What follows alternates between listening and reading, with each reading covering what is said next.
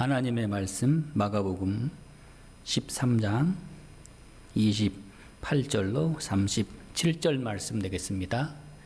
하나님의 말씀 마가복음 13장 28절로 37절 말씀.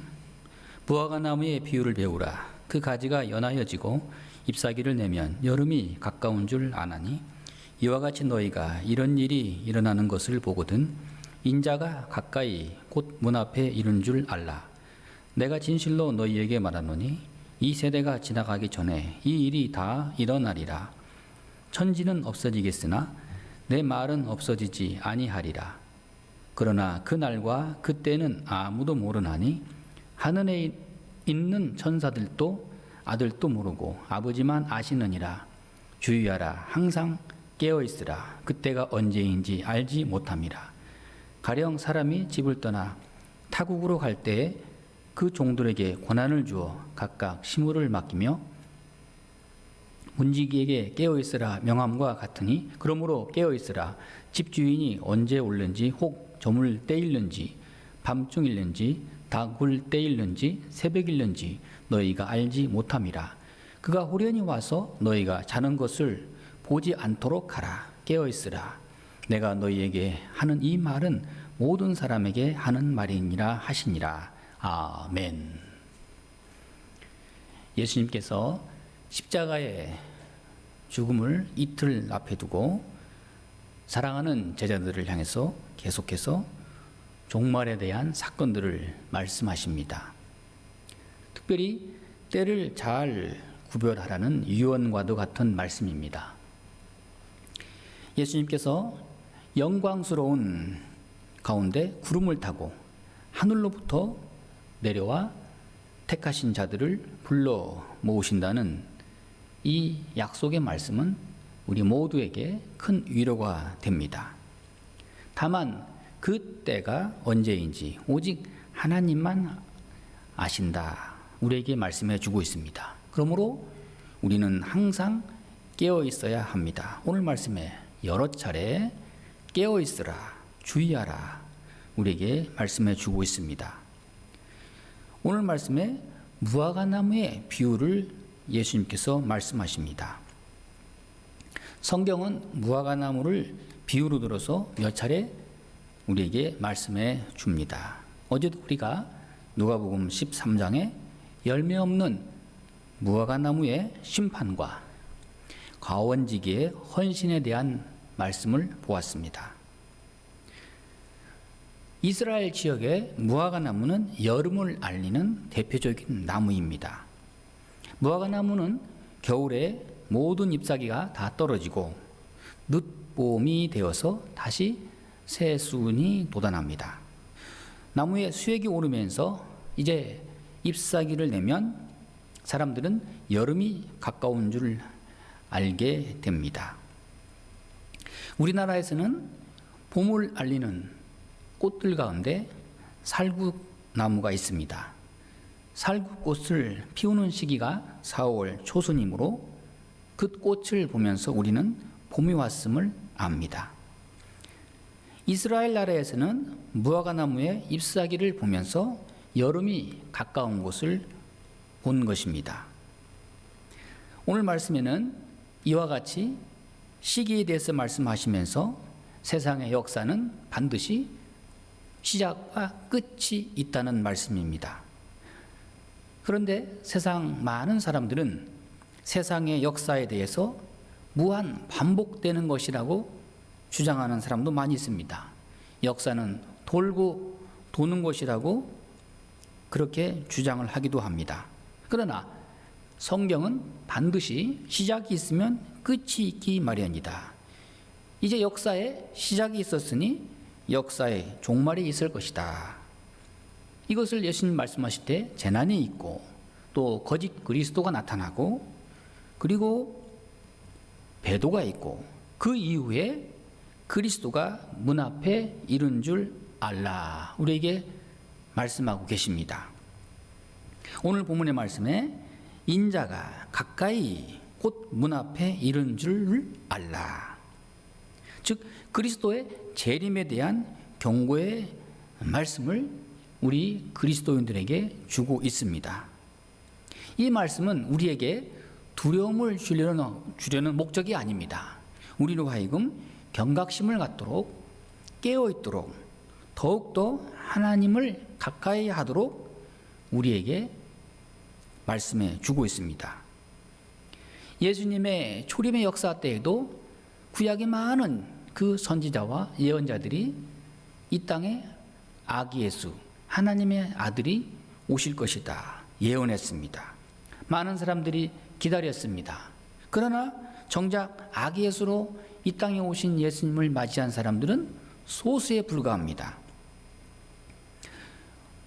양을 치는 목자들과 또 동정녀 마리아, 그리고 요셉, 성전을 지켜온 시므온, 안나, 또 동방에서 온 박사들, 몇 사람에게 아기 예수의 영광을 그들에게 보여주신 것입니다.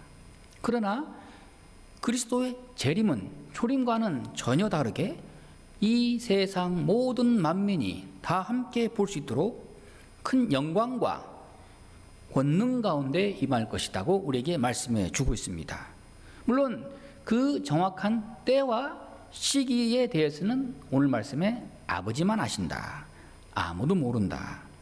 그러므로 우리는 항상 하나님의 말씀에 깨어 있어야 합니다. 그날이 언제이고 그 때가 언제인지를 우리는 모르기 때문입니다. 데살로니가전서 5장 6절 말씀에 우리는 다른 이들과 같이 자지 말고 오직 깨어 정신을 차릴지어다. 종말을 맞이하고 준비하는 성도의 자세는 오직 깨어 있어야 한다는 것입니다.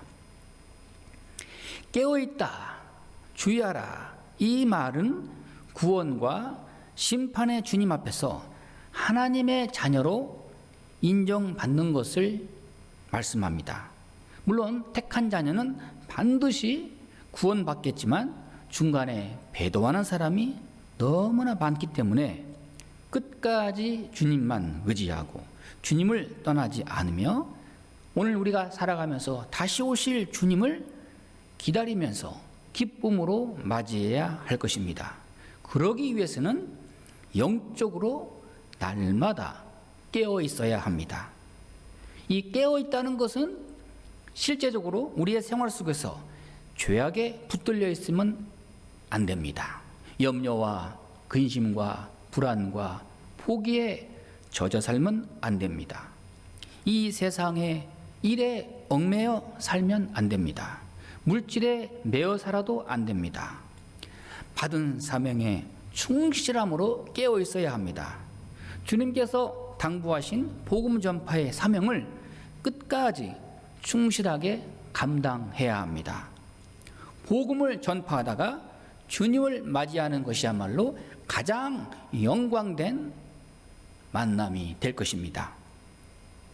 데살로니가전서 5장 2절 말씀에 주의 날이 밤에 도적같이 이룰 줄을 너희 자신이 자세히 알기 때문이다.